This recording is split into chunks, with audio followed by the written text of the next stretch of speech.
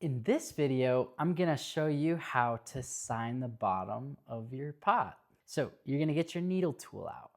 Now, there's a lot of different tools you can use to sign the bottom. I typically have just always used this one. So you can start with this one, and then if you find one that you really enjoy, like sometimes when it's really wet, I'll use this guy because it's a little bit wider, or if it's a bigger piece.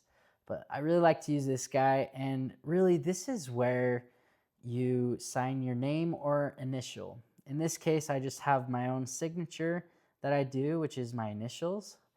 So you're just gonna slowly push down and drag your needle tool and sign your name or initials. And for mine, since it's hard to do an N, what I like to do is flare out the N. So I'm just gonna go whoop like that.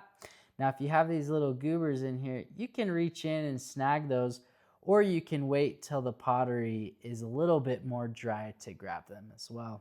Most pottery artists, and I find this super helpful, they like to put the year because it shows what year that you made that piece of pottery. And I've had years, looking back on some of my pieces, I realized, oh, for this year, 2025, it's been a pretty dang good year.